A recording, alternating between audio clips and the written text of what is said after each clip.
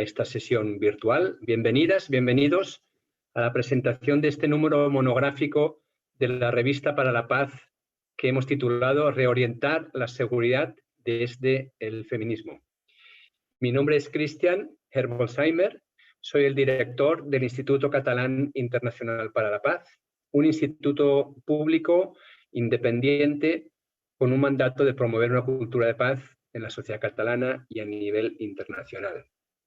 Voy a introducir brevemente la revista antes de pasar la palabra a las 5 autoras que nos están acompañando en la sesión de hoy. Desde la perspectiva del ICIP, nos alarma que en estos momentos haya más muertes en contextos no bélicos que en la guerra. Para entendernos,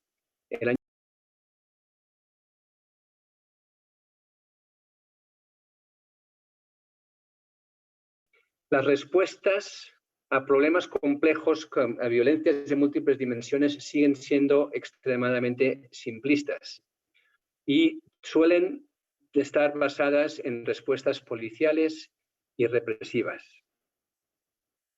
Entendemos que la complejidad de los retos necesitan también respuestas más sofisticadas y que estén más basadas en los valores de los derechos humanos que en la defensa de la seguridad de los Estados.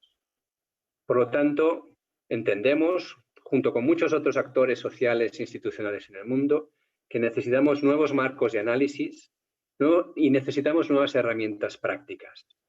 En definitiva, necesitamos más conversación entre teoría, práctica y política pública.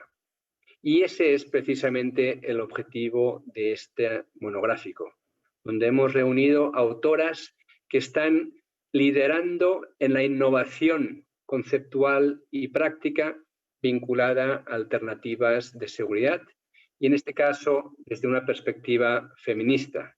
El feminismo está en boga, el feminismo está en palabra de muchos, de muchas. El feminismo requiere, entendemos nosotros, un espacio para poder analizar en mucho más profundidad qué es lo que queremos hacer con esta revista y con esta sesión de introducción. Nos acompañan en esta sesión 5 de las 7 autoras que hemos invitado. Son autoras de diferentes contextos geográficos, de diferente perspectiva académica, práctica, profesional y activista. Y nos complace mucho esta posibilidad de juntar en la sesión de hoy voces tan diferentes en este mismo espacio con este mismo propósito común. Para terminar esta breve introducción, solo recordar que la sesión está siendo grabada, que posteriormente a la sesión habrá una relatoría gráfica feminista que pondremos a disposición del público. La sesión se está registrando en inglés y en español.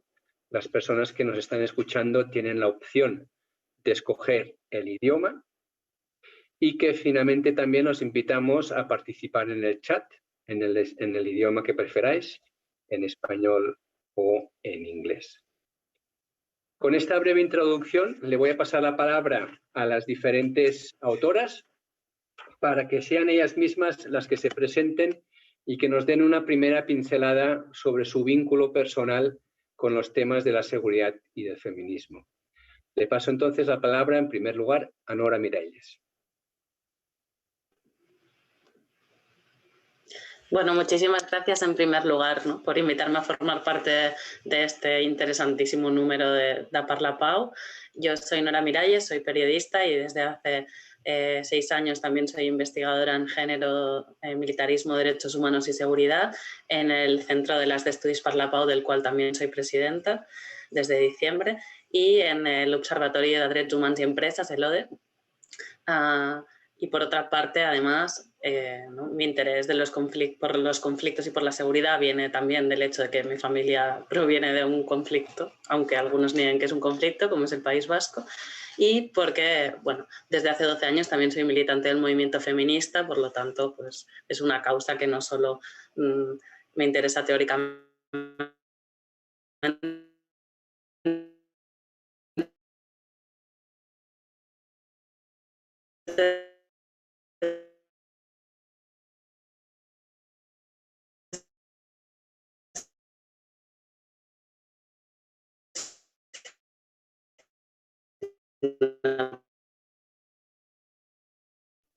también en la vida. Vaya, parece que tenemos algunas dificultades con la conectividad con Nora. Le pasamos la palabra entonces a Ana Velasco, que nos acompaña desde México. Listo. Buenos días. Good afternoon for most of you. My name is Ana Velasco.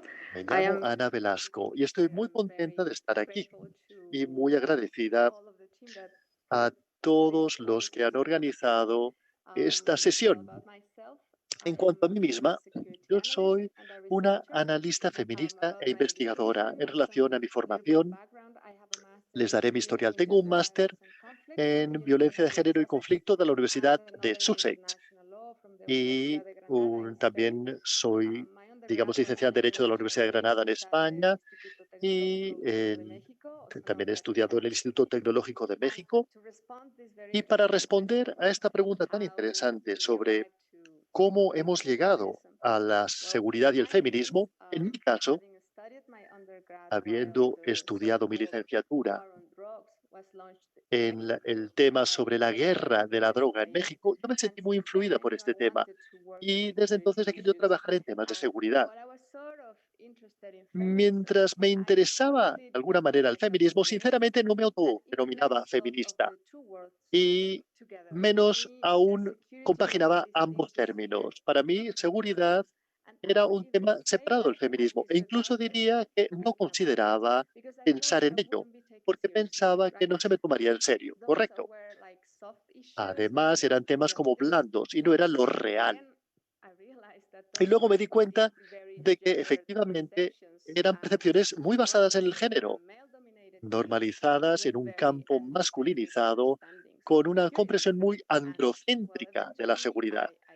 Y finalmente llegué allí y el verano pasado estuve en una conferencia internacional y actualmente soy participante de las mujeres en la seguridad internacional y soy parte de un seminario académico con otras mujeres investigadoras que cuestionan precisamente la perspectiva dominante en el campo de la seguridad en México. Y el próximo mes, si el COVID nos lo permite, voy a empezar mi estudio de tesis doctoral en Brasil, en Río de Janeiro, y podré continuar con esta investigación. Bien, esto es lo que se refiere a mí.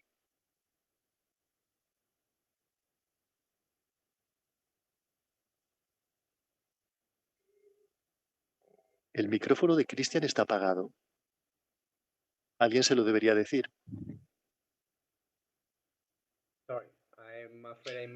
Ay, lo siento. Tenía el micrófono apagado. Swati, te paso la palabra. Estupendo. Espero que todas y todos me podáis escuchar. Muchísimas gracias, Sandra y los colegas del ICI, por organizar este acontecimiento, esta sesión, y por tratar sobre el tema que tratamos en nuestros artículos. A mí me interesa este tema por varias razones. Básicamente porque me permite conectar con nuevos colegas y se lo agradezco al Instituto Catalán Internacional por la Paz. No es habitual que compartamos todo esto con nuestros colegas y fuera de nuestras zonas de confort. Normalmente no compartimos espacios con nuestros nuevos colegas fuera de nuestras redes familiares y zonas de confort. Como decía, de alguna manera no nos cuestionamos suficientemente nuestras diversas ideas y pensamientos. Saludos a todos. Yo me llamo, como digo, Swati Parashar y estoy afiliada a la Escuela de Estudios Globales de Gothenburg, en Suecia. Mi formación formal es en Relaciones Internacionales Feministas y estudios de seguridad, pero la naturaleza de los debates en las relaciones internacionales siempre me han inspirado a rechazar las fronteras entre disciplinas. Y siguiendo un verdadero espíritu feminista, podríamos argumentar que el cuestionamiento de las convenciones y los marcos referenciales ontológicos de una disciplina han sido fundamentales en este viaje que yo he emprendido. Ahora trabajo en un espacio muy interdisciplinario. Como siempre he dicho, no puedes estudiar el feminismo y dejarlo allí en las lecturas y trabajos para hacer en casa y libros de texto. Cuando estudias el feminismo, haces feminismo y lo vives en tu vida cotidiana. Es una cosa que forma parte de tu cuerpo, no simplemente porque experimentas la violencia y las exclusiones del mundo de una manera muy visceral, pero también porque estás invirtiendo, formas parte inherente de reimaginar un mundo diferente. Yo he estado asociada tanto a la seguridad principal a través de mi trabajo con un think tank antes de mi formación de doctorado y desde que he iniciado mis estudios de seguridad feministas y postcoloniales. Mi punto de entrada en el campo de la seguridad ha sido a través del estudio de la violencia política, que para mí se produce a través de actos de guerra y actualmente estoy haciendo investigación incluso a través de las hambrunas masivas y los crímenes del hambre contra poblaciones de las que muy pocas veces hablamos. Yo creo que yo formo parte de una red muy amplia de eruditas feministas que están trabajando en cuestiones de violencia, en una época en que la presencia de la violencia ha sido tanto normalizada como excepcionalizada. Excepcionalizada excepcionalizar es lo normal o normalizar es lo excepcional. Nos hemos mantenido en la formulación de estas preguntas sobre la textura, continuidades históricas, emplazamiento, potencial transformador, etcétera, etcétera. Lo dejaré aquí y volveremos a más tarde. Gracias, Cristian. Gracias, Swati. Me ilusiona mucho que desarrolles tus argumentos más adelante. Karma, Pues muchas gracias, Cristian. Muchas gracias a todos. And I will switch into English first to Yo say voy a hablar en inglés también en honor a mis colegas Swati y Samantha. Yo me siento muy honrada de formar parte de este programa y compartir con vosotras este panel, con Ana, con Samantha y Swati. Soy periodista también de background, como de formación, como Nora Miralles.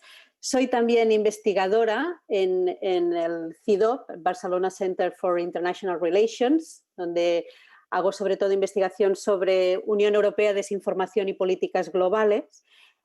He trabajado mucho tiempo como periodista y como periodista pues he cubierto conflictos en diversos países del mundo y muchas cumbres internacionales. También estoy de visiting professor en el College of Europe de Bélgica y sigo también manteniendo esta colaboración semanal con los medios. Escribo en un periódico que se llama Diario Ara en Cataluña. Y este es un poco el currículum. Lo más difícil para mí es contestar a la segunda parte de la presentación que nos pedía Cristian, que es cuál es nuestra relación con la seguridad y el feminismo, porque no tengo formación académica como la mayoría de vosotras en seguridad o en feminismo. Para mí el debate sobre la seguridad lo he vivido más desde el terreno, digamos, intentando analizar o intentando explicar qué pasaba. Y el feminismo, bueno, siento que forma parte de una mirada o de mi mirada, intento que es parte de mí, por tanto intento que forme parte también de mis artículos y especialmente desde que tengo el honor de formar parte de la Junta de Gobierno del ISIP, ahora sí que siento que contribuyo, ¿no?, de una manera mucho más específica y mucho más directa a este objetivo de promover la cultura por la paz del ISIP. Así que muchas gracias. Gracias a ti, muchas gracias, Karma. Y finalmente, we hand over the word. Finalmente le cedemos la palabra a Samantha. Samantha, gracias por venir desde Sudáfrica. Gracias a ti, Cristian. Me siento muy feliz de estar aquí con todas las compañeras. Como Karma, yo tampoco soy académica. Yo soy fundadora y directora de una alianza africana de mujeres africanas llamada Woman. Trabajamos específicamente en los proyectos de las industrias extractoras, minería, etcétera. Y trabajamos con mujeres específicamente en este campo. En el año 2012 establecimos Women y ahora en 2021 ya tenemos 9 años de edad y nuestro trabajo se concentra en las mujeres afectadas por las extracciones mineras de petróleo y trabajamos con las mujeres en las comunidades en 14 países de la región, en el sur de África, y somos un equipo de 17. Incluso la escala de la región africana es insuficiente. Bien. El punto de entrada para nuestro trabajo ha sido nuestro trabajo sobre las industrias extractoras, organizado alrededor de la extracción de recursos naturales a gran escala. Desde el año 2013, la violencia contra las mujeres ha afectado muchísimo a esta población y hemos pasado 9 años trabajando en toda una serie de temas, incluyendo el examen y la visibilización de la militarización y de la violencia contra las mujeres. Y voy a explorar en mayor detalle más adelante qué aspecto presenta todo esto y el tipo de trabajo que hemos estado haciendo y cómo estamos teorizando el tipo de relaciones que se establecen. Bueno, este es el trasfondo sobre mí misma y el trabajo que realizamos. ¿Qué relación mantengo entre yo misma, la seguridad y el feminismo? A ver, voy a abordar esto desde un ángulo de seguridad. Yo trabajé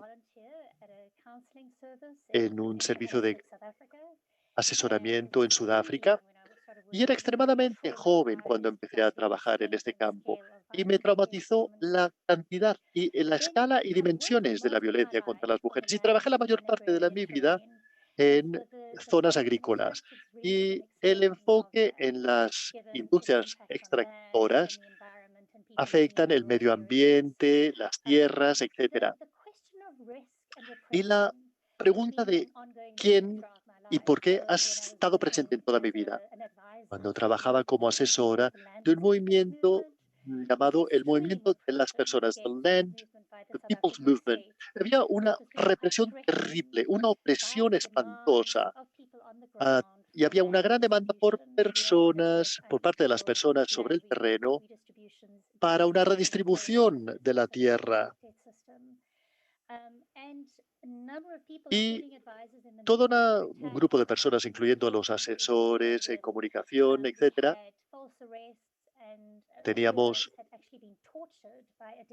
hemos escuchado, digamos, casos de tortura en un estado supuestamente democrático desde el comienzo. Y la pregunta es un tema continuado. Y la experiencia de las mujeres en entornos violentos. Siempre existen estas dos dimensiones que están presentes a lo largo de toda mi vida y de mi trabajo. Nunca realmente lo habíamos entendido en términos de seguridad. Pero bueno, en cualquiera de los casos unimos ambos términos. Gracias, Cristian. Estupendo. Creo que el público puede percibir la diversidad de trasfondos y enfoques y abordajes por parte de las panelistas de distintas partes del mundo. De los artículos, cada una de vosotras tenéis un conocimiento que daría para una conferencia individualizada. Hoy el reto es pediros que podáis resumir en 5 minutos los puntos principales de los artículos que habéis escrito para esta publicación monográfica. Vamos a empezar entonces con Nora Miralles. Nora, tú describes el modelo de seguridad imperante y las críticas que se hacen el mismo desde la seguridad humana y desde la perspectiva feminista. ¿Nos quieres compartir estas críticas, por favor? Bueno, sobre todo antes de hablar, ¿no?, de lo que son las críticas en sí, creo que es importante abordar cuál es el concepto de lo que se entiende hegemónicamente como seguridad, sobre todo porque todavía es visto por muchísima gente como algo estático, objetivo, técnico, ¿no?, y que por tanto escapa a nuestro conocimiento y a nuestra comprensión y también a nuestro control, y entonces no podemos abordarlo, criticarlo ni mucho menos actuar para transformarlo. Bueno, la seguridad en realidad es un concepto en constante disputa, ¿no?, y por lo tanto no es nada por sí mismo, por eso constantemente hay que ponerle adjetivos. Y sin embargo, íntimamente cuando pensamos en él, adquiere muchísimo significado, ¿no? Nos remite pues a la tranquilidad, a la certidumbre y a la necesidad de vivir sin miedo. Es muy difícil, como nos advierte Carmen Magallón, que es referente y compañera de Wilf, darle la vuelta, reapropiarse, ¿no?, del concepto de seguridad, como intentan estas voces críticas, pero en un momento en el que no solo ha vuelto con fuerza, sino que resulta que además es central hasta el punto en que a veces parece que la única política pública en la cual los estados están dispuestos a invertir es la seguridad, pues es importante analizar cuál es este modelo, ¿no?, de qué nos hablan los estados cuando nos dicen hay que apretarse el cinturón con los derechos y libertades porque la seguridad nacional lo requiere, y por qué hay otros posibles, es decir, quién lo ha criticado, ¿no?, y quién ha ampliado su significado y los sujetos a los que apela la seguridad. Bueno, la seguridad en realidad entendida como bien común es un ideal reciente, ¿no?, que se institucionaliza pues, como dimensión fundamental del pacto con el que nace el Estado moderno, en el que la protección individual pues, se pone en manos de una autoridad a cambio de nuestra obediencia. Y entonces pasa a ser, y creo que esto es clave, no solo en mi artículo, sino en general, ¿no?, lo que se está cuestionando, una exoneración del cuidado de la vida pública, o sea, una delegación en el Estado de la responsabilidad sobre nuestra seguridad. Antes del siglo XX en Occidente el uso de este concepto no estaba especialmente extendido en la política internacional y no lo estará hasta los años 40, pero sobre todo durante la Guerra Fría, que es cuando la seguridad es asociada de forma más hegemónica al poder de disuasión de los estados, es decir, a su capacidad de desanimar a otros estados a atacarles, pero también es asociado a las amenazas al Estado como sujeto, a todo aquel enemigo externo o interno pues, que ponga en peligro su soberanía, su existencia, su integridad territorial. Es en los años 90, con el fin de la Guerra Fría y la revalorización liberal del individuo, ¿no?, de sus derechos individuales, cuando empieza a evolucionar la arquitectura de los derechos humanos de forma más acelerada, cuando algunas voces empiezan a resquebrajar esa visión estatocéntrica y a preguntarse quién está decidiendo esas amenazas existenciales desde las que están partiendo las políticas materiales y por qué, es decir, de qué intereses está partiendo este concepto, que no solo no es técnico y objetivo, sino que es profundamente político y subjetivo, ¿no? Y esta subjetividad es clave para poner sobre la mesa que lo que el Estado considera amenazas a su seguridad no necesariamente coincide con los peligros y riesgos que enfrentan los habitantes de esos estados.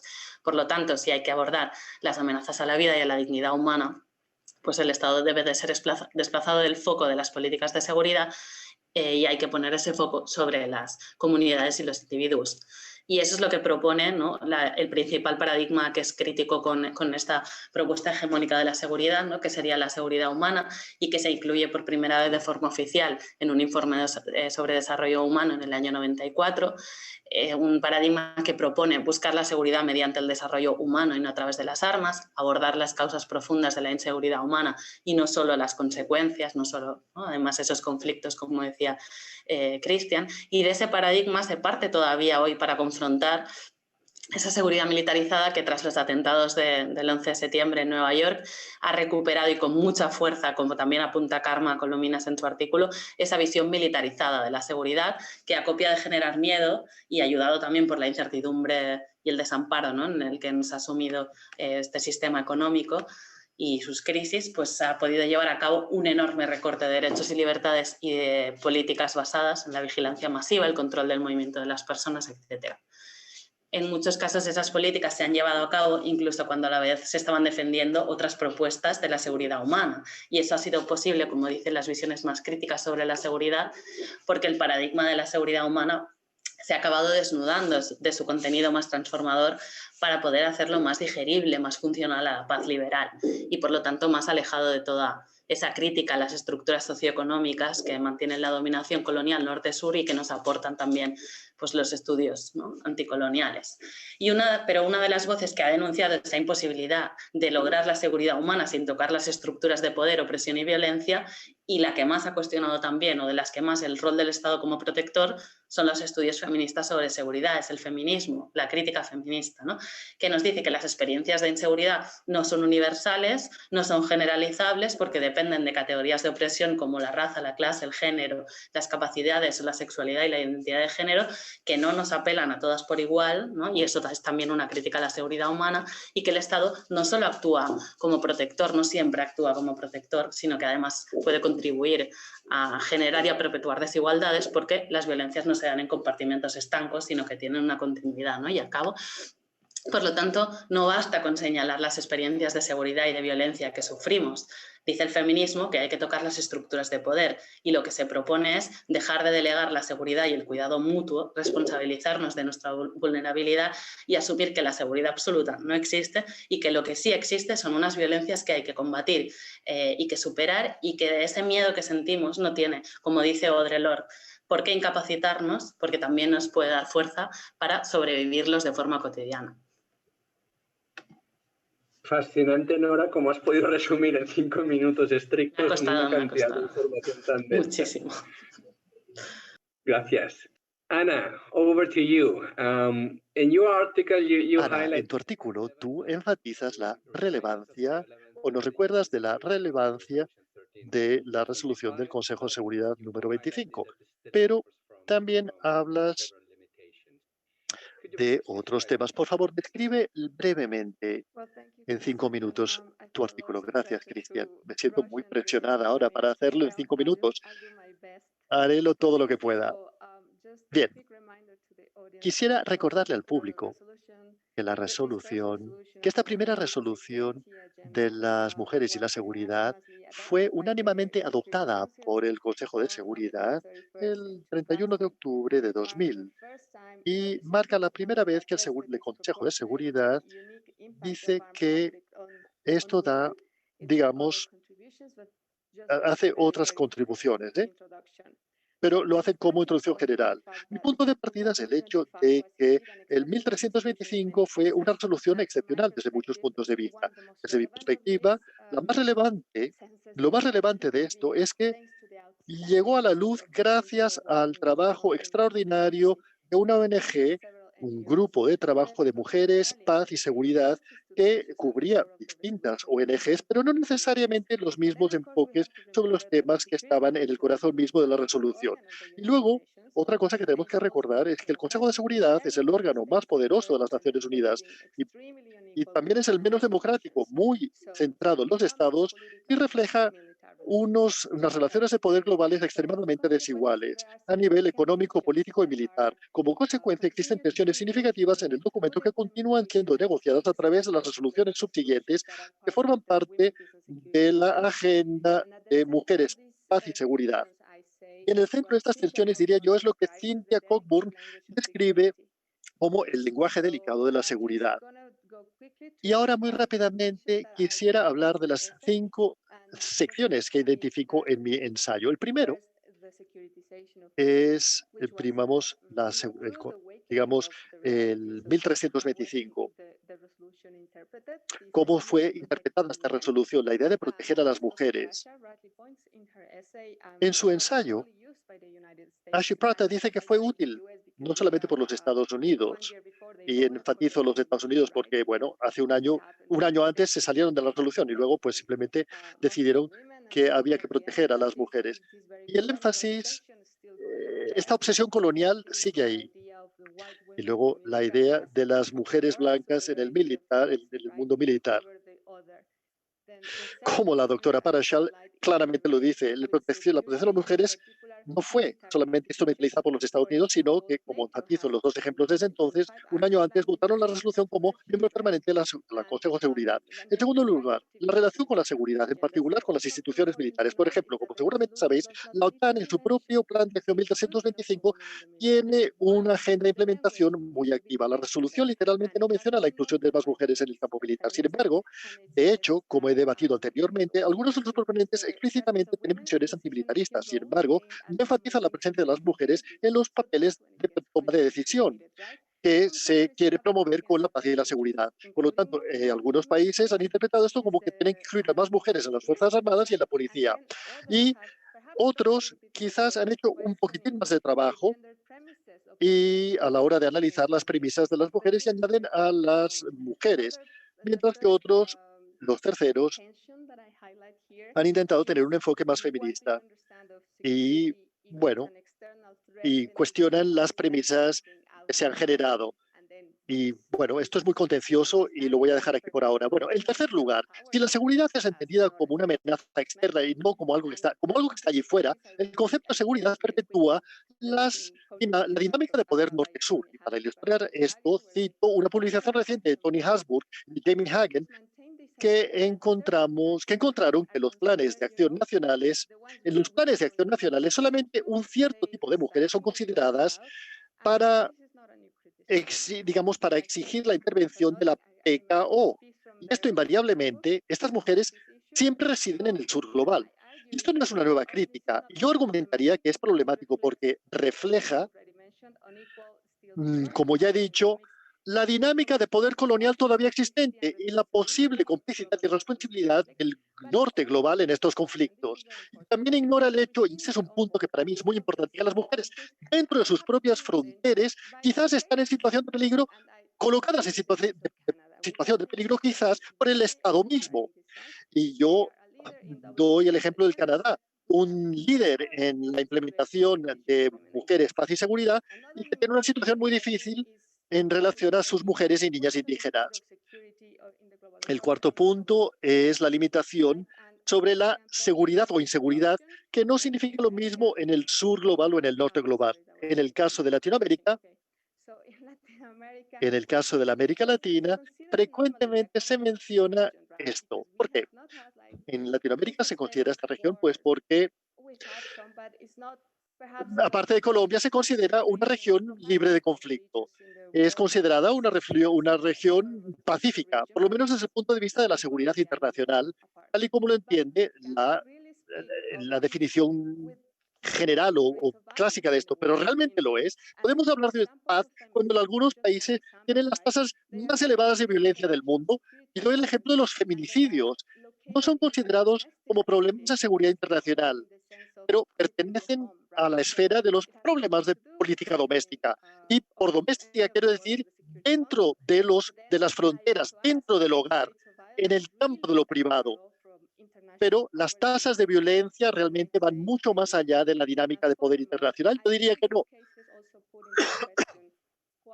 Yo creo que estos casos cuestionan la división que existe entre la paz y entre los tiempos de conflicto y de paz, y ponen sobre la mesa el concepto del continuo de violencia. Y esto es algo que afecta de manera particularmente dura a los cuerpos de las mujeres. El quinto punto es la pandemia actual. No solamente demuestra la limitación de la comprensión de la seguridad dentro de la resolución 1325 y la agenda general, pero en general la idea más amplia de seguridad. ¿Para qué tener soldados formados y armados para intervenir en el caso de una amenaza de seguridad internacional si el personal médico no tiene los recursos para salvar vidas? Y no solamente eso, sino que el personal médico también tiene una cara femenina en la mayor parte del mundo, debido a los estereotipos prevalentes y la precariedad del empleo. Las mujeres están sobrerepresentadas en el sector de los cuidados sanitarios y, por supuesto, es imposible ignorar las tasas crecientes de violencia doméstica. Quizás he hecho una breve pincelada de una imagen muy, muy desoladora de la resolución, muy deprimente, pero debido a las tensiones inherentes en los documentos es casi imposible para la agenda llegar a un punto de inflexión radical. A pesar de los obstáculos, la resolución 1325 en la agenda son auténticos pilares que permiten la continuación de darle nombre a la persistencia de adaptación del patriarcado. Existe evidencia que abre espacios para el concepto de inseguridad, para que sea redefinida desde una perspectiva no estatal. Es un recordatorio, quizás es un instrumento de que la agenda de género, paz y seguridad precede esta resolución y por lo tanto yo también creo que sobrevivirá a la resolución misma. Gracias. Gracias, Ana. Han sido unas reflexiones muy provocadoras las tuyas. Ahora, Swati tiene la palabra. El título de tu artículo es a hacer de la guerra género y la guerra sobre los cuerpos. Gracias, Ana. Tantos de tus pensamientos son míos, forman parte de mi propia reflexión, que me encantaría poder hablar contigo más tarde. Y bueno, yo no soy únicamente, no somos únicamente académicas que hacemos trabajo académico. Todas también tenemos una gran experiencia en el activismo. Muy bien, yo hablo un poquito sobre los cuerpos de la guerra y la guerra de género. Y yo inicio o comienzo con la premisa de que continuamos viviendo en un mundo donde la guerra es la mayor realidad. Continúa siendo la actividad más estudiada y más en cada disciplina académica.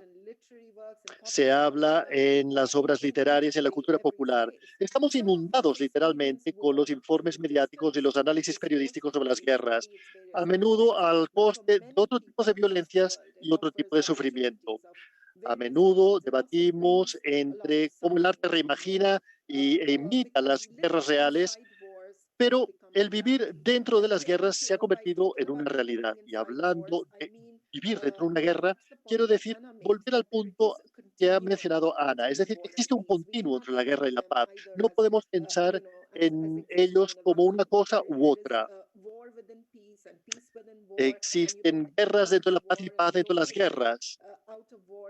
Y las guerras son caóticas y hay muchas personas dentro. Pensar en la guerra como algo que afecta nuestras vidas cotidianas, la política del daño, es algo que está profundamente, afecta profundamente al género, cómo se desarrollan estrategias al respecto. Y también el impacto de la representación de la guerra, el lenguaje que utilizamos a la hora de hablar de conflictos bélicos. Es muy fácil con la pandemia. Empezamos a pensar y analizar la pandemia como si se tratase de una guerra. Y nos tenemos que proteger del enemigo, que era el COVID. Y hablamos de las vacunas como digamos, como armas. La adopción de este lenguaje, por supuesto, los relatos, cómo contamos historias sobre la guerra. Y esto es fundamental para el feminismo. La feminidad y la masculinidad son muy importantes específicamente. Sabemos que los hombres y las mujeres tienen sus propias ideas de la guerra. Hay una gran jerarquía en la agenda. Pero cuando pensamos en las guerras, hablamos de la nación. Pero también cuando hablamos de la guerra y las personas que la han estudiado y que han vivido una guerra o que conviven con la guerra, también existe el aspecto de transformación de las relaciones entre los géneros, para bien o para mal. Y se producen muchos cambios en la agenda, en el espacio de la agenda. El darle género a la guerra cambia el foco de las estrategias y de las motivaciones para explorar cómo se privilegian algunos papeles de género y algunas jerarquías de género. Los valores femeninos son considerados como algo rechazable, o algo que se rechaza o proyectado para aquellos que necesitan ser protegidos, mientras que el grueso de la guerra, el trabajo de la guerra, se supone que tiene que ser llevado a cabo por los hombres. Pero el hacer de la guerra un tema de género, pues rompe estas narrativas y rompe los mitos y evita la perpetuación de la idea de la guerra como un resultado natural del conflicto en una sociedad. Muy rápidamente, para resumir y recapitular, ¿cuáles son algunas de las contribuciones feministas que he, digamos, analizado aquí? En las últimas 3 décadas, más o menos, las feministas han escrito muy ampliamente sobre la necesidad de democratizar los estudios de guerra y centrar en las personas estos análisis. Estos relatos feministas nos atraen la atención sobre cómo la guerra impacta sobre las mujeres. Y este es el cambio que las feministas han introducido. Hablan sobre cómo la guerra impacta sobre las mujeres, las experiencias de las mujeres como víctimas supervivientes, activistas antibélicas y como símbolos culturales nacionales en cuyos cuerpos se lleva a cabo la guerra. En este sentido, gracias a la investigación de las feministas, hemos visto cómo se han cambiado, digamos, la magnitud de la violencia sexual en las guerras. Digamos, castrar al enemigo o dejar preñadas a las mujeres del enemigo es una estrategia de guerras ahora bien establecida. En 1971, la Guerra de Liberación de Bangladesh, se calcula que 300.000 mujeres fueron sometidas a violencia sexual por parte del ejército pakistaní, tal y como lo documentan los documentos. Y fue una estrategia de guerra desarrollada a los niveles más elevados de la toma de decisión. Comparativamente menos en relación, digamos, a la guerra, digamos, de los sexos, precisamente por la frontera de género, que enfatiza el militarismo masculinizado. Son relatos de hombres machos, la guerra, que dejan de lado las experiencias de las mujeres. Todas estas narrativas, de alguna manera, cambian la agenda. Y yo creo que las feministas han enfatizado esto de manera muy profunda. La tercera cosa que las feministas han indicado es la idea de que los niños también están implicados en la guerra. Este tema de los niños en las relaciones internacionales es un tema que está recibiendo mucha atención durante mucho tiempo. No pensábamos en los niños como actores del sistema internacional. Existen tantos ejércitos y milicias constituidos por niños en que los niños son victimizados. Eso es algo que también se tiene que pensar. El cuarto punto que hago es hasta qué punto el feminismo ha contribuido a cambiar la narrativa de la guerra, de pensar en las mujeres como los sujetos que sufren, ir más allá de estas narrativas del victimismo para indicar cómo las mujeres están implicadas como actrices, como combatientes, como perpetradoras de la guerra. Se toman decisiones por parte de mujeres como jefas de Estado y como dirigentes de milicias. Y esto es algo que es reflejado en nuestros estados liberales, por ejemplo, en que hay un gran debate sobre si las mujeres han de ser entrenadas para ser militares o no. Y son las feministas las que aportan estas ideas. No estoy diciendo que todo se resuelva aquí, y que las feministas se sientan cómodas simplemente con que todas las mujeres formen parte del movimiento militar. No, todo tiene que tomar en cuenta los matices. Más que dejar de lado esto, el hecho de que las mujeres desempeñen actividades militares, el feminismo enfatiza la prevalencia de la masculinidad militar que puede llevar a cabo, digamos, algunos, papeles oscuros. Y finalmente, el punto siguiente es cómo el análisis mainstream se concentra en el hecho de que las feministas han introducido el concepto. Yo he estudiado muchas guerras en el sureste asiático y he entrevistado combatientes, personas que han experimentado la guerra, cómo negocian su vida cotidiana. Esto revela una historia completamente distinta de agencia y de supervivencia, de cómo trabajan para la paz en estas situaciones tan precarias. Esto creo que es una gran contribución. Y finalmente, el punto último que asco es sobre la masculinidad, la importancia del concepto de masculinidad para entender la militarización y la masculinidad. Y aquí ofrezco dos visiones. La primera es que las feministas también han sobreenfatizado algunos tipos de violencia bélica. Vemos mucho trabajo hecho sobre la violencia sexual, en excombatientes, desapariciones. Se ha hablado mucho sobre esto, pero hemos ignorado otros tipos de violencias que para mí son absolutamente fundamentales. Por ejemplo, el hambre, la muerte por hambrunas, las grandes hambrunas que producen las guerras y que quizás no vienen de las guerras, pero que hay poblaciones enteras que sufren de hambre debido a la guerra. Y más muertes se han producido fuera de las guerras debido al hambre. Y esto es algo que yo siento que las feministas también de alguna manera no han entendido completamente. Como conclusión, yo diría que las historias de género de las guerras indican los distintos papeles que mujeres y hombres realizan. Y el hecho de que forme parte inherente de las jerarquías de género y la preservación del orden social basado en género, en que las guerras aparecen ser inevitables, quizás incluso naturales, como he debatido en los párrafos anteriores. El conocimiento feminista ha sido crítico a la hora de enfatizar las distintas formas de violencia y los daños que produce la guerra. Pero estos son escondidos o borrados, son menos espectaculares. Podemos reimaginarnos un mundo sin la relevancia y el espectáculo de las guerras, si las feministas han sido capaces de demostrar a través de la seva investigación que las guerras se ven normalizadas a través de discursos de género y prácticas de género. Sin embargo, reimaginarlos requiere el reconocimiento de muchas diferencias entre los enfoques feministas. Gracias.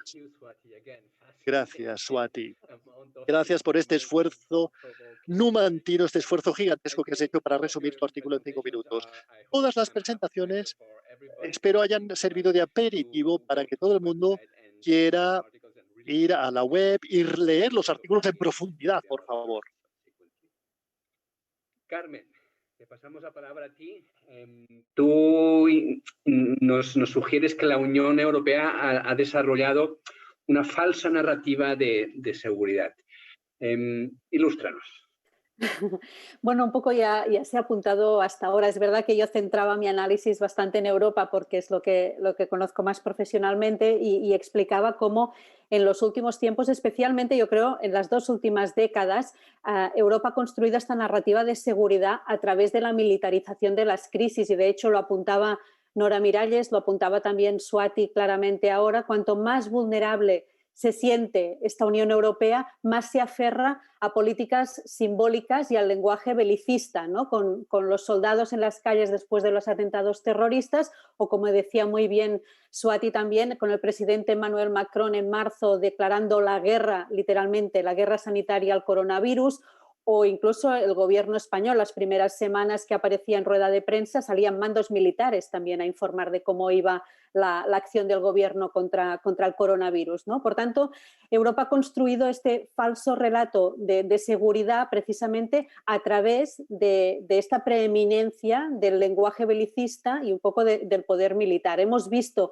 como gobiernos y como fuerzas políticas se han servido de miedos reales o percibidos, depende, para imponer agendas políticas y sobre todo para estigmatizar también alteridades en estos últimos años claramente. Por tanto, se ha tratado, por ejemplo, de un concepto de seguridad que se ha edificado sobre el blindaje de fronteras, que atenta contra los derechos y contra la vida precisamente de quien quiere llegar, por ejemplo, a territorio de la Unión Europea. Por tanto, son seguridades que se han construido contra las personas, ¿no? Y poderes del Estado que actúan con la excusa de la seguridad o en nombre de la seguridad precisamente contra los individuos que lo cuestionan.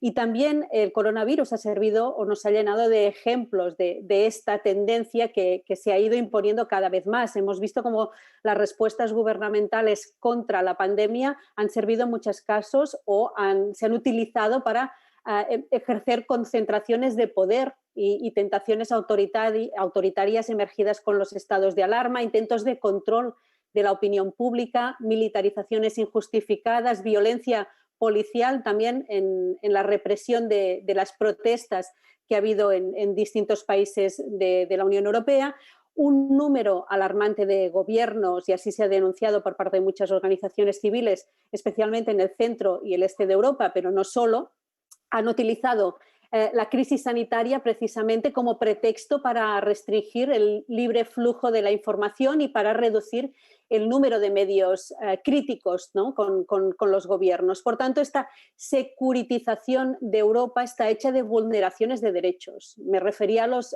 refugiados, pero también no solo hay una involución clara de otros derechos y aquí también entra los derechos de las mujeres, ¿no? Hemos visto cómo en los últimos años el género se ha convertido en un terreno de confrontación ideológica en la Unión Europea. De hecho, es un lugar común que se extiende por la extrema derecha, sobre todo, que tiene muchas caras distintas dentro de la Unión Europea, pero que han hecho precisamente de la contestación del derecho de las mujeres el nuevo argumento transversal de muchas de estas fuerzas políticas radicales, ¿no?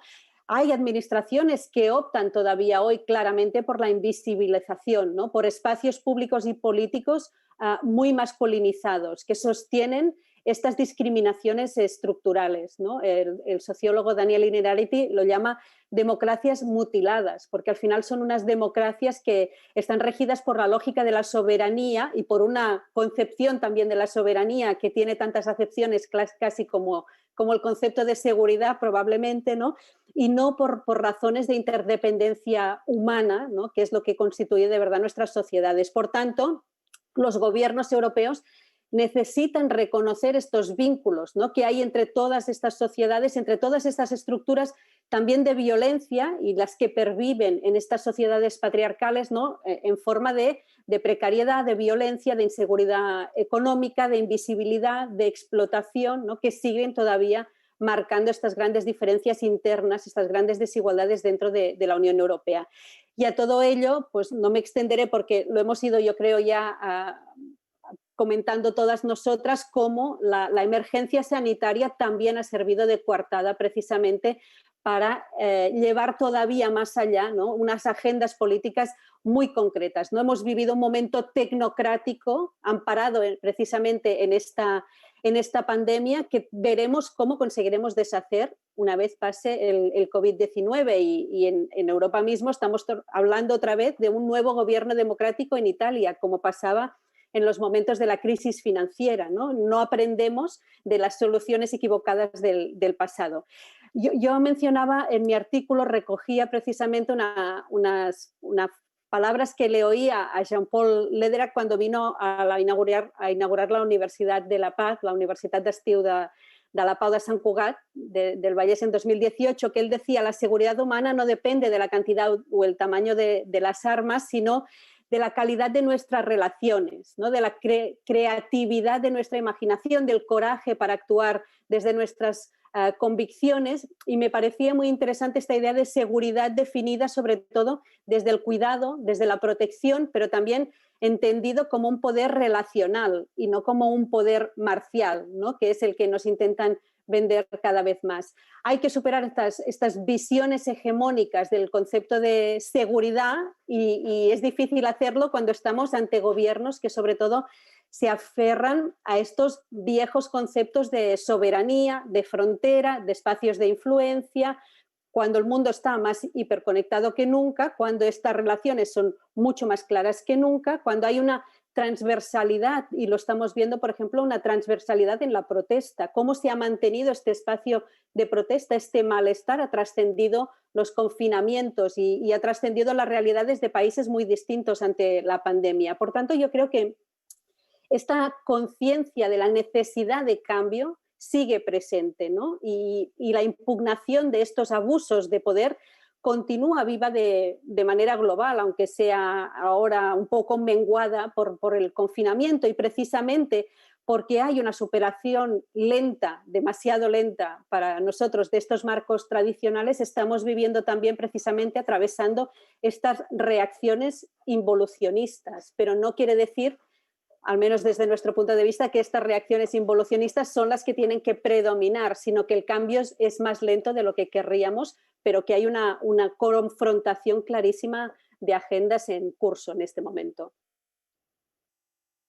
Lo dejo aquí, si queréis, y luego hablamos más. Gracias, Karma. Estupendo. La Unión Europea se gusta verse a sí misma como adalid abanderada de los derechos humanos, y acabas de exponer pues una crítica, creo que muy bien sustanciada, sobre la misma en relación a la seguridad. Now over to Samantha. Y ahora le paso la palabra a Samantha. Samantha, tú has preparado un artículo colectivo. Por favor, bueno, tú hablas de algunos pilares desde la perspectiva de las mujeres. Por una parte, la relación entre la dominación de la naturaleza y la dominación de las mujeres, y por otra parte, la seguridad no puede ser garantizada bajo el marco referencial del capitalismo y de las industrias extractoras. Por favor, ilumínanos. Muy bien, gracias. A ver, después de haber escuchado con mucho cuidado a mis compañeras, me siento fascinada. Me siento fascinada sobre su trabajo sobre la seguridad y el feminismo. Y de alguna manera he pensado en la conexión que une ambos términos. Y Yo creo que se trata de una guerra que no se limita a África, ocurre en todas partes. La extracción de recursos naturales, ya se trate de la agricultura industrial, la pesca industrial, todos son formas de extracción. Pero en estas comunidades rurales en que la extracción ocurre, no no solo de gas natural y de petróleo y de mina y de minerales. Existe una necesidad acuciante. Permitidme que os explique un poquito sobre nuestro artículo. Hemos trabajado con las comunidades y con con las mujeres específicamente en 14 países, en distintas regiones. Desde el comienzo nos quedó muy claro, bueno, nos encontramos con ejemplos y con testimonios sobre una violencia interpersonal creciente, ascendente, y la violencia ejercida contra las mujeres también de manera creciente y ascendente. Nuestro trabajo y el artículo tratan una forma muy particular de violencia y esto se conecta a la represión de las comunidades que dicen no a la extracción de recursos naturales a gran escala o al socavamiento de los términos de desposesión, como por ejemplo los mineros artesanales. A ver, cuando hablamos de violencia, ¿de qué hablamos? Pasamos, digamos, a ver, permitidme que me concentre en dos cosas. Cuando hablamos de violencia, ¿realmente de qué estamos hablando? Como decía anteriormente, la que se perpetra contra dirigentes hombres y mujeres o miembros de una comunidad ordinaria, el, digamos, asesinato de activistas.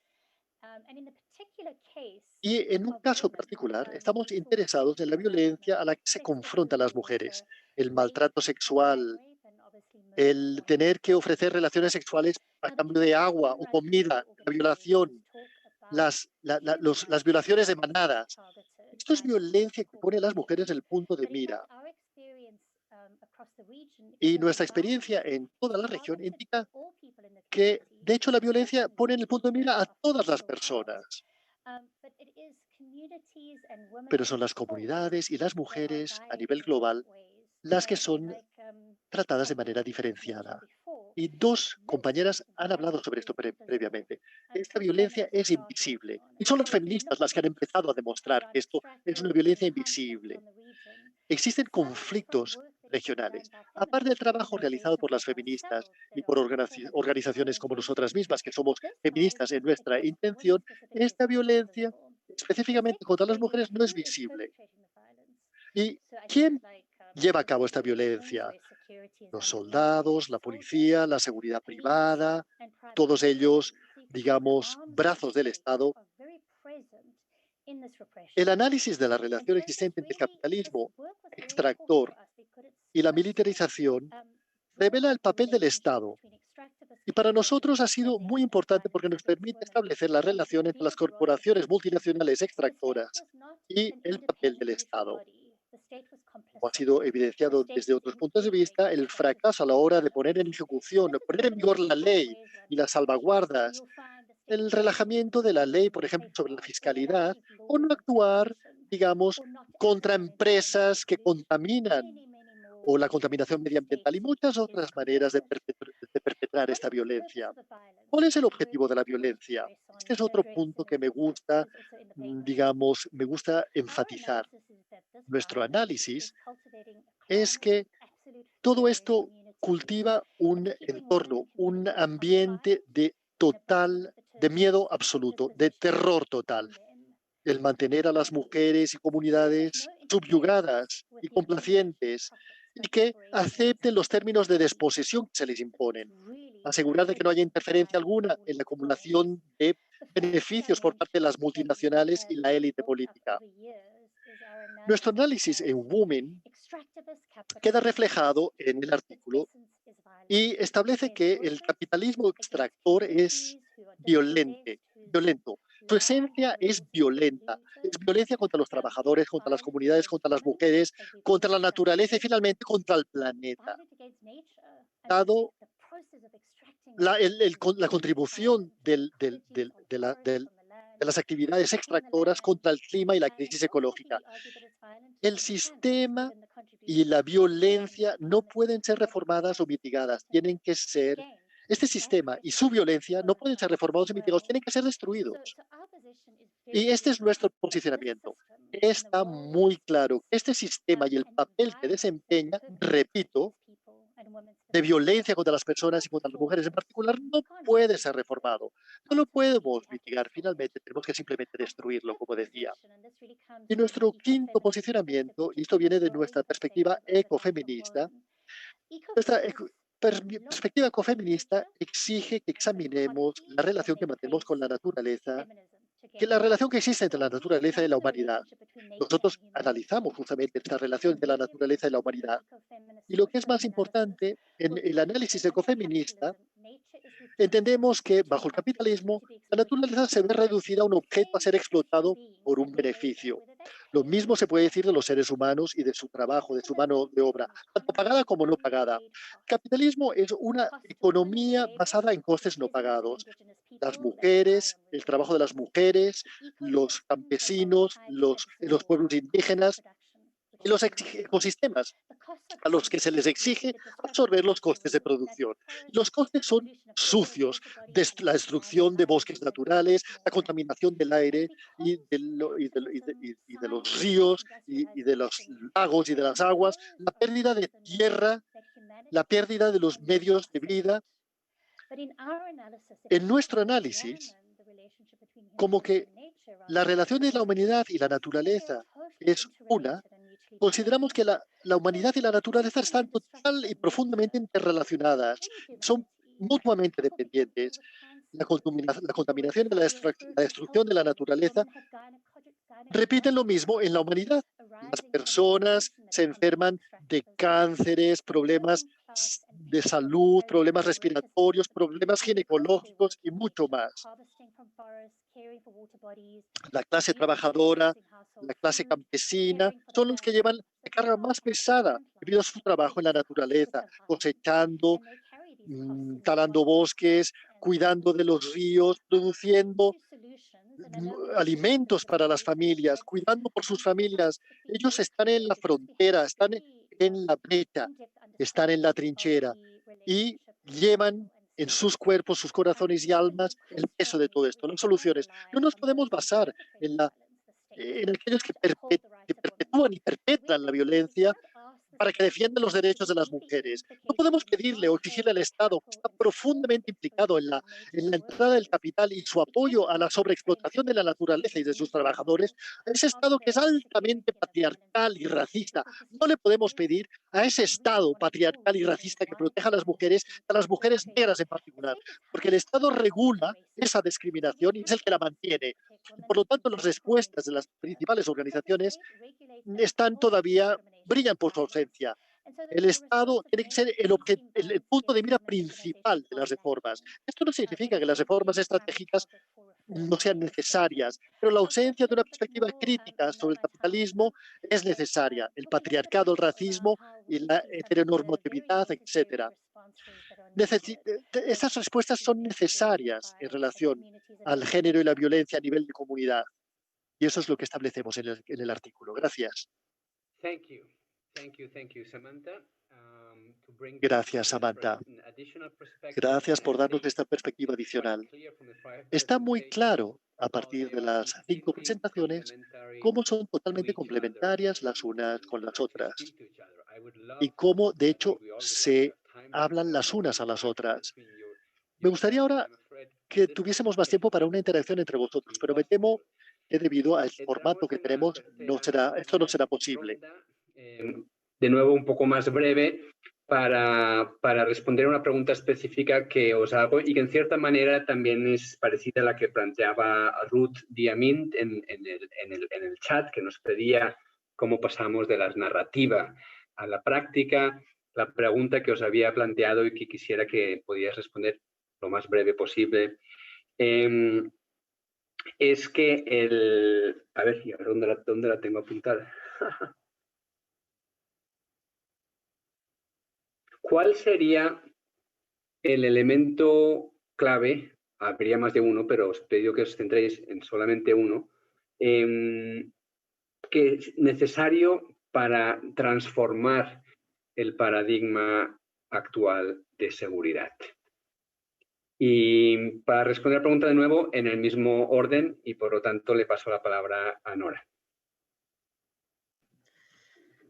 Vale, bueno, o sea, supongo que en realidad debería decir que lo que realmente es necesario en la práctica para cambiar ese paradigma hegemónico, pues es una correlación de fuerzas que efectivamente invite, ¿no?, o propicie a nivel nacional e internacional la adopción de políticas de seguridad humana, ¿no?, por fin de seguridad humana, o sea, en su enfoque más amplio, que incluyan pues como finalidad, ¿no?, como fin la transformación de todas las estructuras de violencia y de depredación del medio ambiente, ¿no?, porque además, o sea, esta es una cuestión urgente, ¿no?, contra la vida y como amenaza en general, ¿no?, contra todos, y como propuestas inmediatas, evidentemente, que defienda cuestiones pues como el desarme, ¿no?, incluso de pequeñas armas, que en términos de género tienen una importancia, ¿no?, equivalente a la de ese comercio de grandes armas utilizadas en conflictos, o, por ejemplo, una reducción de los contingentes militares y del gasto militar. Esas propuestas que se pueden llamar política exterior feminista, si se quiere, a pesar de que todavía esa propuesta pues está igual demasiado cooptada por una visión liberal y blanca, seguramente, del feminismo, pero creo que me quedo como propuesta cotidiana, práctica, apropiable, empoderadora, con el concepto de responsabilidad mutua, que lo menciona también en su artículo Marisa Conway, en un momento en el que los estados parece que han renunciado a proteger a la ciudadanía más allá, ¿no?, del derecho penal, e incluso han optado pues, con privatizaciones o con marcos muy peligrosos sobre derechos de los migrantes, de las mujeres, de la población LGTB o directamente, ¿no?, con los derechos civiles y políticos, que han optado por reforzar las estructuras que generan desigualdad y opresión, pues igual romper ese pacto individual con el Estado y empezar a responsabilizarnos, a dejar de delegar la seguridad, ¿no? Y eso no significa hacer patrullas ciudadanas, como algunos entienden, sino empezar a asumirnos en colectividad, romper esa barrera entre lo individual y lo colectivo, como nos proponen los feminismos, ¿no?, latinoamericanos y anticoloniales, y entendernos como vulnerables, como interdependientes, pero también romper con lo que entendemos como cuidados, con esa asunción de forma gratuita, ¿no?, y naturalizada de los cuidados por parte de las mujeres, sacar estos de la esfera privada, politizarlos y responsabilizarlos comunitariamente de ellos. Y eso implica no solo que nuestra vecina esté bien y que los chavales del barrio, ¿no?, y los jóvenes del barrio tengan un futuro y no repliquen, no reproduzcan esa violencia, sino también abordar las causas estructurales, materiales, emocionales o psicológicas de la inseguridad, porque eso es cuidar la vida también. Y, por supuesto, significa trasladar a todos los ámbitos de la vida política esa ética de cuidados, ¿no?, de la que se habla desde el feminismo, dejar de pensarnos como seres aislados de nuestro entorno, de nuestro ecosistema, ¿no?, y construir vidas libres de violencia. Gracias, Nora. Voy leyendo algunas de las preguntas que se complementan del público, que se complementan a la que os he planteado, no para cambiarlas, sino para irlas reforzando. Acaba de escribir Daisy Torné: soy de Uruguay, feminista y de izquierda, he sido diputada, senadora y ministra de Interior perteneciendo al Frente Amplio. Mi enorme preocupación es la progresiva involución de los derechos conquistados. En este contexto, ¿cuál sería la estrategia más asertiva para deconstruir el reforzamiento de la ideología patriarcal? Bueno, voy añadiendo preguntas entre las diferentes respuestas que tenéis para que podáis ir modulando la respuesta acordemente. Le paso la palabra a Ana Velasco. Okay, thank you, Christian. Muchas gracias, Cristian. Muy bien. A ver, bueno, no sé si debería responder a la segunda pregunta primero o si debería intentar responder la tercera pregunta. Bueno, escoge. De acuerdo. O reúne, digamos, las dos preguntas, quizás. De acuerdo. Intentaré responder a ambas preguntas. A ver, yo creo, cuando yo leí la pregunta por primera vez, pensé lo mismo que acaba de mencionar Samantha. Tenemos que destruir el sistema, pero luego pensé, bueno, tenemos que proporcionar una respuesta más específica. Luego pensé, bueno, como feministas, que por supuesto existen otro tipo de respuestas a esto, mi propia respuesta sería, si queremos reflejar e invertir mayores esfuerzos en deconstruir dramáticamente el concepto de seguridad cada vez que utilicemos este término. Creo que todas y todos, nosotros y nosotras como feministas, yo diría que es una responsabilidad que debemos aceptar. Cuando la seguridad es cuestionada, esto debería permanecer como tema, digamos, cuestionado. Y esto responde en parte a la segunda pregunta. Al hacer esto, quizás deberíamos aceptar el espíritu como nos lo dice Sara. Por ejemplo, sabemos que como feministas se ha hecho mucho trabajo a la hora de diseccionar la llamada nación. Y en esta época, creo que esto es particularmente crítico con la llegada de la extrema derecha, de nuevo, que se ha vuelto a convertir en un movimiento importante. Tenemos que ser muy críticos con el concepto de seguridad nacional, pero esto es solo una capa. Yo creo que existen otras capas también. Por ejemplo, como lo dice Angela Davis, que dice que la narrativa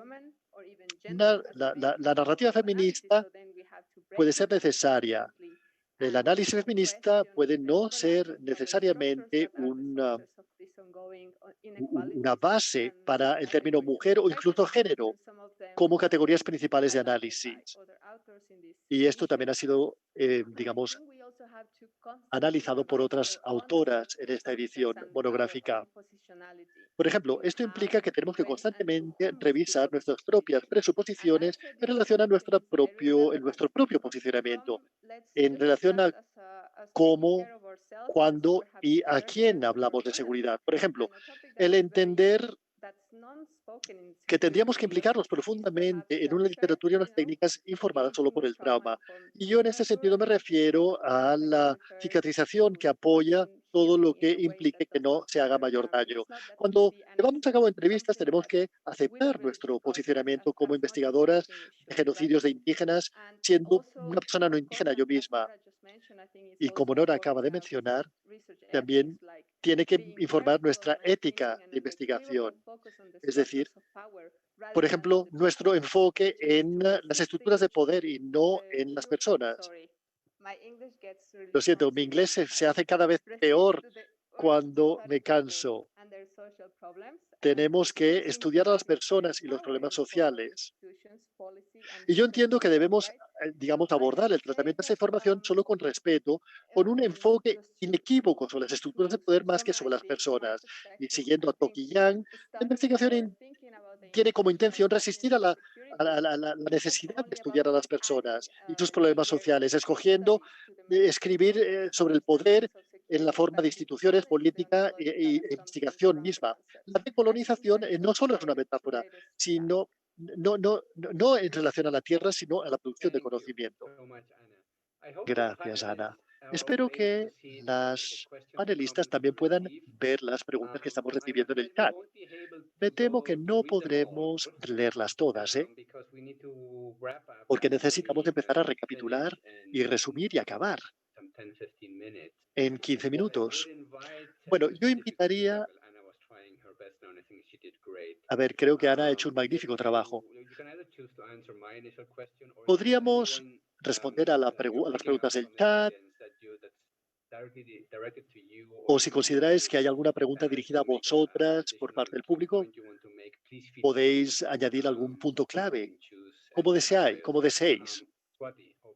A ver, Swati, tienes la palabra. Gracias, Cristian. Yo considero que hay muy buenas preguntas que acabo de leer, pero también, de alguna manera, nos hablan a nosotras y cómo tenemos que definir las fronteras y pensar en nuevos paradigmas. Alguien ha hablado del sentido de ansiedad por la pérdida de vidas y en todas partes estamos haciendo un recuento de cadáveres por esta pandemia del COVID. Yo creo que un aspecto clave es que como feministas también estamos implicadas en los temas de justicia. Yo creo que a menudo olvidamos que tiene que haber una justicia restauradora y reparadora en relación a todo lo que hacemos en nuestros propios campos. Y quisiera enfatizar que no perdamos la esperanza por nuestra lucha, en nuestra larga lucha por la justicia. Y luego existe otro aspecto el discurso y la práctica. ¿Cómo establecemos esta diferencia nosotras feministas? Esto a mí me gusta, ir de la teoría a la práctica o del discurso a la práctica. Nosotras feministas trabajamos, digamos, underground.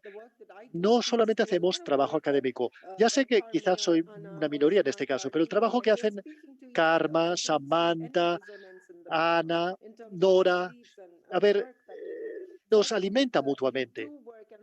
Y vosotras trabajáis y muchas feministas trabajan sobre el terreno y también informan a las responsables de políticas. Yo también lo hago.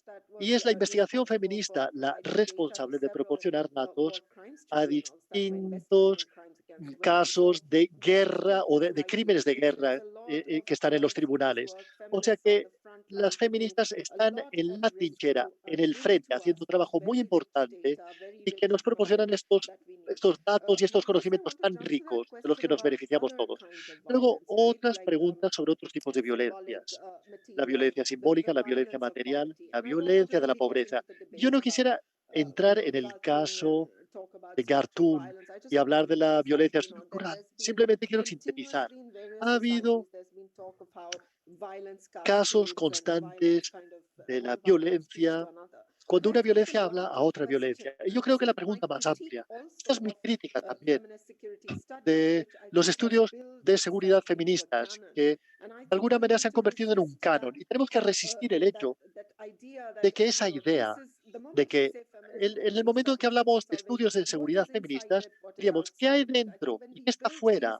Y esto desarrolla estos cánones disciplinarios que se convierten en un problema. Y tenemos que, si hay algo que tenemos que hacer es expandir las nociones de violencia, pensar en la seguridad o la inseguridad. Si lo analizamos desde un paisaje disciplinario específico o desde una perspectiva específica, se convierte en algo muy limitado. Ya existen otras formas de violencia que simplemente no notamos. Por ejemplo, no vemos, mira, yo estaba trabajando en las hambrunas y he estado trabajando en los problemas de las hambrunas desde hace tiempo. A mí me sorprende que siempre se habla del Holocausto y de los 6 millones de judíos que murieron en el Holocausto, pero no hablamos de los 3 millones que murieron en la hambruna posterior o las 21 millones de personas que murieron durante los periodos coloniales debido a distintos actos de hambre y de muerte por falta de alimentos, por inanición, y cómo cada gobierno desempeñaba su propio papel.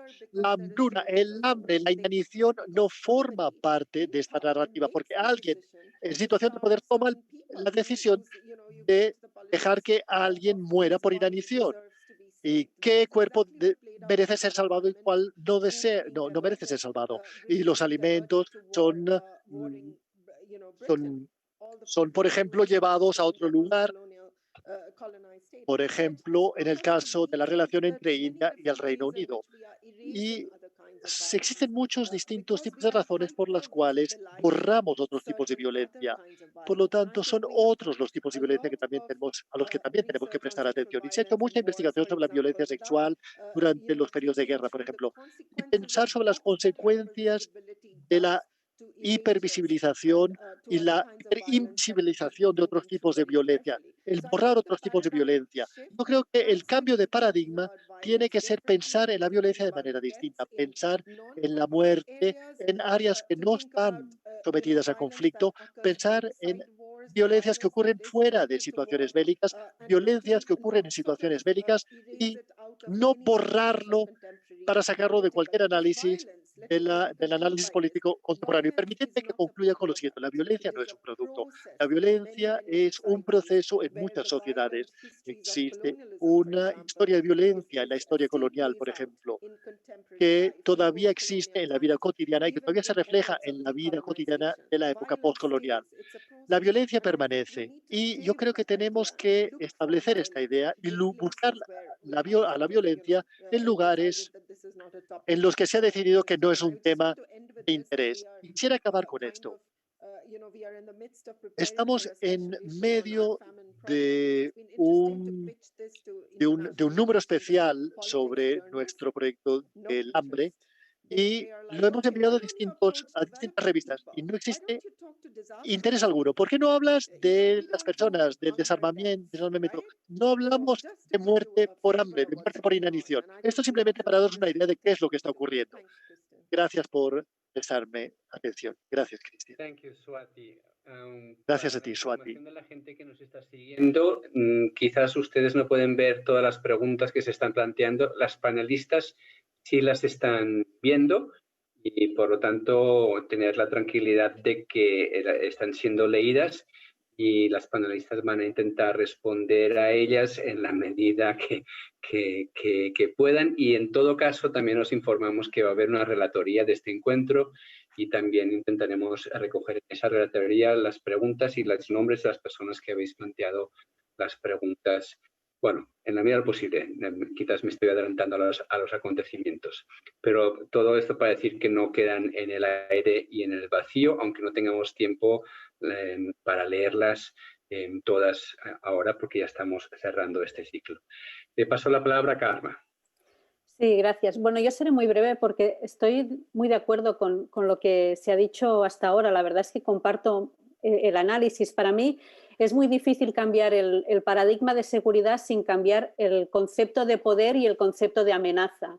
Para mí al final va muy, muy relacionado. ¿Cuáles son las amenazas existenciales que ponen en jaque nuestra seguridad, ¿no? Entender que las principales amenazas no son bélicas, eso ya nos lleva a cambiar también el concepto de seguridad. Si lo que nos preocupa no son tanto los ejércitos, sino las desigualdades, las brechas, la invisibilidad, la violencia, la explotación, también la explotación de los recursos naturales, como explicaba perfectamente Samantha, y todas estas otras violencias. Y para mí todo va ligado. Me cuesta mucho imaginar un cambio de un paradigma sin cambiar los otros, pues eso, entendiendo que los poderes hoy en día son fragmentados, son difusos, por tanto, ¿qué es hoy o quién ejerce realmente y cómo ejerce y quién tiene el poder? Lo que hace falta es salir de estas lógicas binarias para empezar. Había una pregunta, precisamente, Cristian, como las íbamos siguiendo, de Alba Roda, que decía: ¿seguridad feminista mejoraría los conflictos? Y bueno, no sé si es casi lanzar una provocación a mis compañeras de panel, pero tuvimos un debate con algunas compañeras en el ICIP de si teníamos que hablar de seguridad feminista o de seguridad de género, gender security o feminist security, ¿no? Ese era un debate que nosotras mismas tuvimos. Para mí, no sé si la seguridad feminista eliminaría o mejoraría los conflictos, como preguntaba. Lo que sí que implicaría ya de entrada, o sea, solo para empezar, es que habríamos evolucionado en este paradigma, en la aproximación a los contextos de violencia, en quién consideramos víctima, en qué consideramos violencia. Yo creo que ya de entrada lo que aseguraría es que cambiamos, ¿no?, nuestra aproximación a los conflictos y a la idea de seguridad y a la idea de amenaza, ¿no? Y para mí ese sería el punto de partida básico. Estupendo, Karma. Samantha, over to you. Great. Fantástico. A ver, no voy a repetir todo lo que se ha dicho ya, pero creo que tenemos que dejar una cosa muy clara. Los problemas que rodean la violencia, la represión y la opresión y lo que necesita cambiar. Tenemos que decir que el sistema tiene que ser destruido y tenemos que ir hacia algo nuevo, de manera táctica y estratégica. El sistema, tenemos que tener un sistema que no sea patriarcal. Y nos damos cuenta de que esto es algo que no veremos en nuestras vidas. Y claramente tenemos que acometer reformas, pero tienen que ser reformas estratégicas que nos lleven al lugar donde queremos estar. Como feminista, como activista feminista, como parte del movimiento feminista activista, yo creo que tenemos que empezar a buscar soluciones desde la base, desde las personas que llevan la carga de estas injusticias. Tenemos que fortalecer el poder de las personas y de las mujeres de abajo hacia arriba. En segundo lugar, es muy importante que nos posicionemos en defensa y solidaridad con las comunidades que están diciendo que no a estos proyectos extractores, que están destruyendo vidas, que están destruyendo la naturaleza y el medio ambiente. Es una forma crítica de violencia. El tercer punto es que necesitamos apoyar su defensa de la vida y de su manera de ganarse la vida. Tenemos que analizar la manera en que la gente vive en comunidades con la naturaleza. Si analizamos la manera en que la vida conserva los recursos, la manera en que la gente se relaciona los unos con los otros. Esto es fundamental para la defensa de la naturaleza, del medio ambiente y del planeta totalmente. El punto cuarto. La gente en el norte global, y hablamos de la división entre el norte y el sur global, la gente en el norte global tiene un papel que desempeñar y la noción de norte y sur global es más complejo de lo que presentan. La gente del norte global, la gente de clase media y que intenta sobrevivir a sus dificultades, tenemos que invertir en solidaridad con estas personas que dicen que no. Y finalmente, la cuestión del norte y sur global. Existe una deuda colonial, una deuda extractiva, una deuda económica, una deuda de esclavitud, una deuda de género, del norte hacia el sur. Y tiene que ser un movimiento no solamente de Estado a Estado, sino de personas a personas, de pueblo a pueblo. Y tenemos que navegar en estas aguas, especialmente en la crisis que nos está tocando vivir. Gracias, Samantha. Con esta intervención me temo que tendremos que cerrar el panel de hoy. Ha pasado 1 hora y media. Replico lo que han dicho varias de las personas participantes, que han sido unas aportaciones fascinantes. Y en ese sentido, pues traslado también la invitación a la gente que nos escucha para que descargue el documento, que es de acceso gratuito, y nos ayude a difundirlo. Esto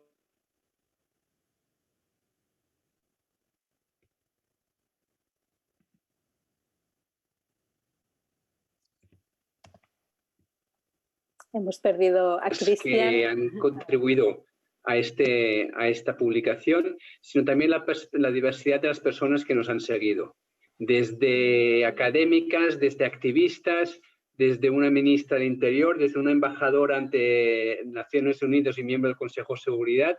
Creo que hemos logrado juntar en este ejercicio lo que buscamos, la diversidad de voces y perspectivas para buscar la complementariedad y la mayor fuerza para poder transformar las relaciones de poder injustas, que está en la base, creo, de nuestro trabajo y esfuerzo conjunto.